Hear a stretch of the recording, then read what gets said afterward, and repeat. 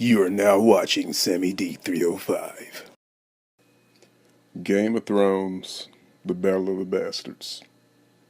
Episode starts off with Daenerys and her council taking care of the masters. And the thing I did like about it is that she did it in typical Daenerys fashion.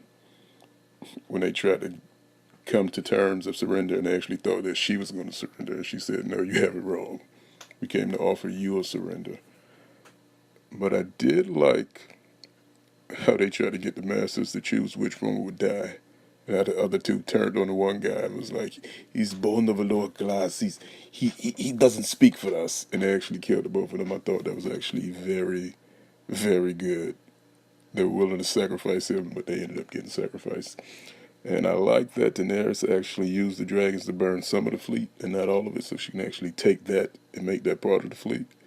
And you also had Grey Worm telling the remaining soldiers that they can either bow to the masters, who don't really care about them, or go home to their families. They chose to go home to their families.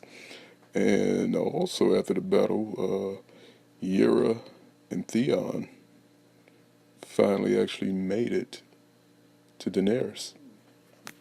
And by them making it to Daenerys, they actually have a chance to swear their fealty to her and let her use their fleet. But I also like the fact that Daenerys said she wanted to leave a world behind better than what their parents did, which she was talking about herself, Tyrion, and the Greyjoys, that they all three of them had terrible fathers. So she did make a good point right there. But she did tell them that they cannot continue raping and pillaging like they have done, which is the Ironborn way, and that they have to stop it. So I thought that was pretty interesting to see how them actually swearing their fealty to her and actually saying that they will not do what their whole culture is based upon. But sometimes you got to sacrifice things to get what you want in the end.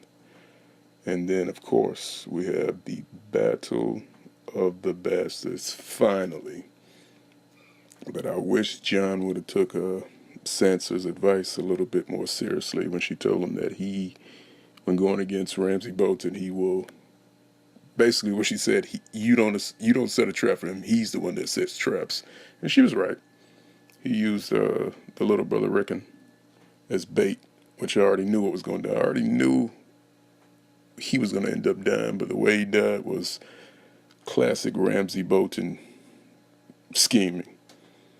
He let him go, let him run a little bit, shot some arrows at him, and of course, as soon as Jon got close enough to actually save him, he shot him with an arrow and killed him right in the back. I was like, damn, I said, how are they going to kill Rickon? But after I got that little speech from Sansa earlier in the episode, she said, yeah, he's the greatest threat to Ramsay, being that he's like one of the true heirs to Winterfell, because he was a male. I was like, yeah, I said, he's dead. At that moment, I already knew he was dead. I was just waiting to see how they would actually kill him.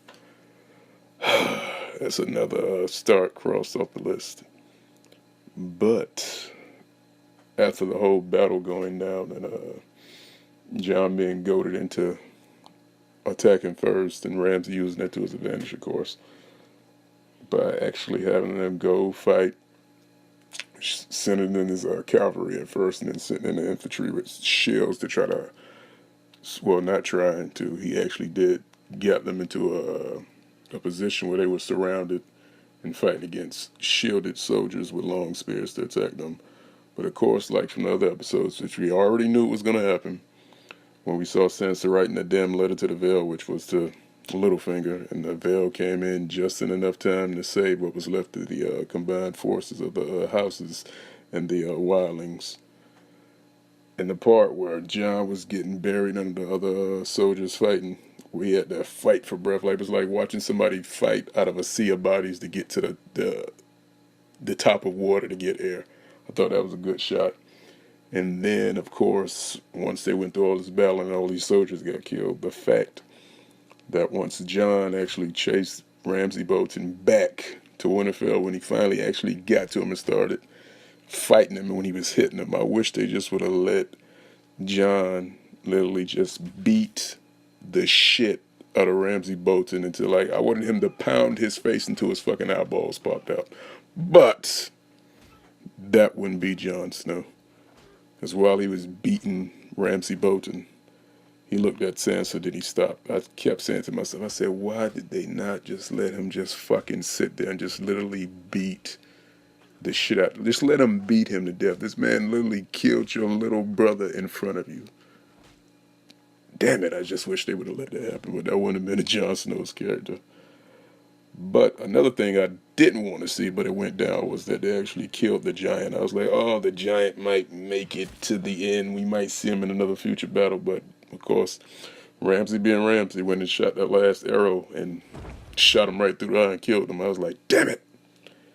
That even made me want Jon to just literally sit there and just beat him to death with his hands physically. But we didn't get to see that. He did end up dying a gruesome death, which was, of course, him giving one of his little speeches about, oh, Sansa, I'll always be a part of you, while he's chained. Well, I don't know if he was chained. I would say he's tied to a damn chair inside the kennel, and his dogs ate him. He kept thinking, oh, they're loyal, but like he already said earlier in the episode, he hasn't fed them for 7 days, and Sansa repeated that. And, of course, the hounds went and basically tore him apart. I wish they would have showed more detail. You see one of the hounds get in his face, and then eventually it looks like it bites out the bottom of his face and rips it. But I wish they would have went into a little bit more detail. Like even like one of the hounds just walking around with like his hand or like maybe a piece of his face. Would have made it a little bit more satisfying. What can I tell you? Ramsay Bolton is finally dead. And that be the end of that, I guess.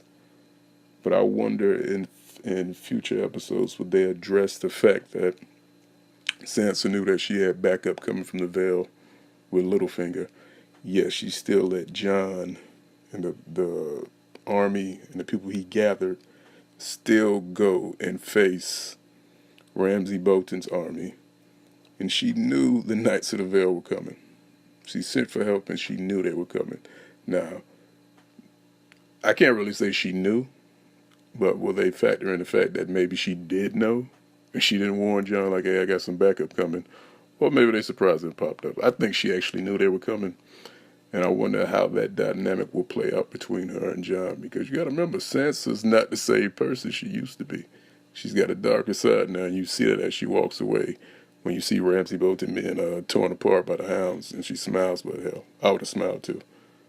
Ramsay Bolton was a motherfucker. Let's be real. But I guess that's about it. We'll see what happens later on in episodes. But as far as me scoring this episode, it was a great episode. A lot of people died, a lot of fighting. We lost another Stark, but another villain from the Game of Thrones series is bitten the dust. So there you have it, folks. That's my quick review and my thoughts on this episode of Game of Thrones, and I guess I'll catch you all next time.